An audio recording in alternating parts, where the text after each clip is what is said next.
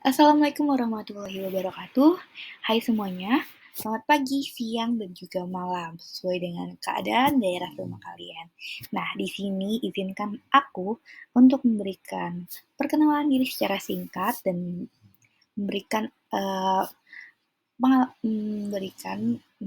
menyebarkan dan juga menggambarkan pengalaman dan apa saja yang menjadikan diriku sebagai perkembangan untuk diriku sendiri.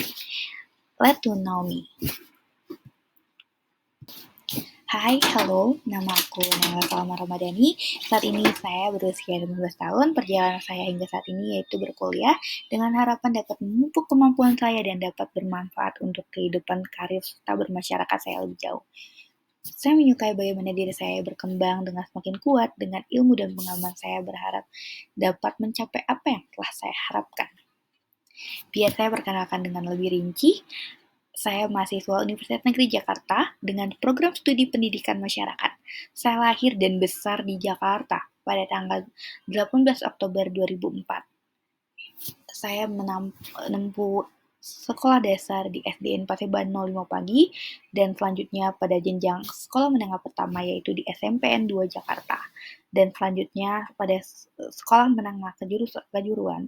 Di sini saya memutuskan untuk mengambil sekolah kejuruan karena menurut saya hal ini dapat menambah pengalaman baru dan saya ingin mendapatkan hal yang baru bagi diri saya.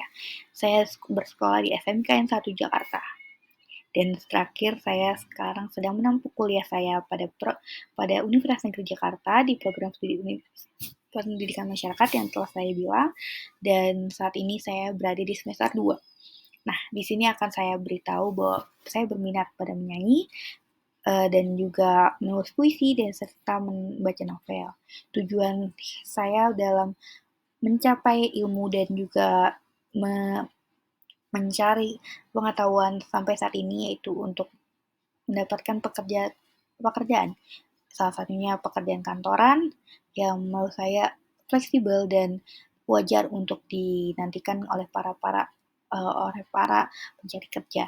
Dan yang kedua ada PNS. Di sini saya sangat berminat dan menurut saya PNS adalah pekerjaan yang sangat fleksibel, yang sangat efektif karena memiliki sesuatu yang tetap dan dapat diperhitungkan, baik dari segi pendapatan ataupun penjaminan kehidupan, penjaminan kesehatan, dan segala macamnya.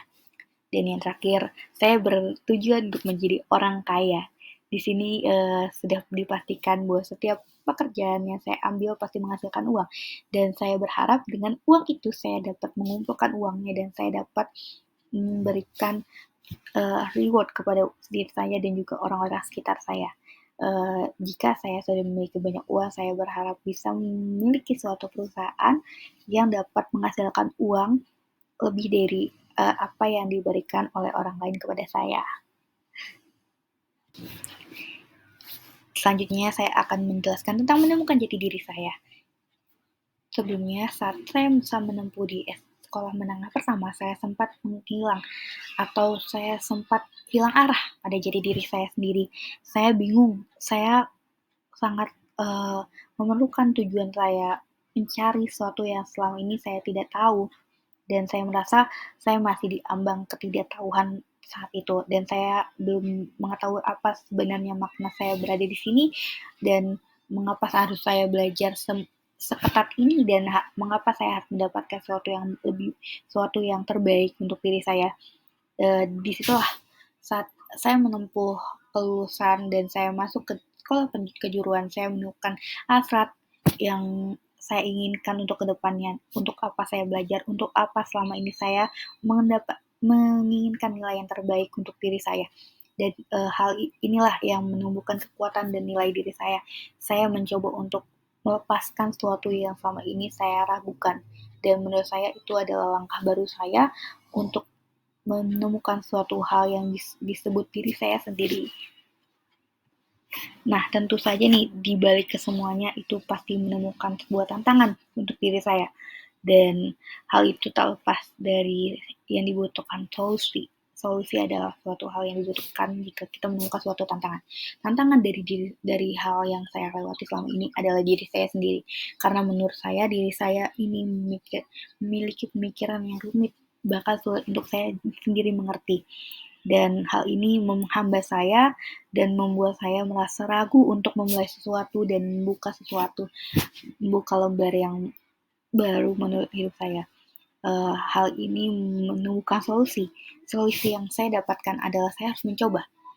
Hal ini dikarenakan saya merasa kalau saya tidak mencoba, saya tidak akan menemukan hasil yang saya takutkan selama ini. Saya hanya menerka-nerka tanpa tahu hal yang aslinya itu seperti apa. Oleh sebab itu, saya memberanikan diri saya berkelana dengan apa yang seharusnya dan apa yang uh, saya lakukan sedari awal. Lalu selanjutnya ada pembelajaran dan pertumbuhan diri saya. Di sini saya berkomitmen untuk memegang teguh hal yang sudah saya jalani dan harus bertanggung jawab hingga akhir. Karena menurut saya keputusan yang telah saya ambil saya janjikan untuk tuntas, saya harus selesaikan sekarang. Karena menurut saya itu adalah motivasi saya. Saya sudah berjanji kepada diri saya dan jika saya melanggarnya itu sama saja dengan mengkhianati diri saya sendiri. Dan selanjutnya itu saya ingin membuka peluang untuk diri sendiri, di mana saya akan melakukan apa yang seharusnya saya lakukan sejak dulu dan hal itu pernah tidak terpikirkan oleh saya. Dan saya membuka peluang untuk saya mengembangkan diri saya oleh hal-hal yang baru, hal yang sangat sangat sangat saya tidak kenali sebelumnya dan itu membuat saya merasa percaya diri. Lalu selanjutnya saya itu harus membuka diri kepada diri saya. Hal ini dikarenakan saya harus menjadi pribadi yang lebih terbuka kepada pendapat setiap orang atau masukan dari orang-orang dan ilmu-ilmu baru yang seharusnya saya dapatkan. Dan yang terakhir yaitu menjadi pribadi yang lebih objektif. Di sini saya membuat diri saya untuk membuat keputusan diri saya sendiri. Pribadi objektif itu adalah memiliki kekuatan yang kuat, kokoh, dan tidak goyahkan karena menurut saya hal ini dapat membuat saya menjadi diri saya sendiri tanpa hasutan orang lain. Dan ini ada beberapa dokumentasi yang sudah saya dapatkan selama saya berjuang dan mendapatkan apa yang telah saya tidak pernah pikirkan sebelumnya.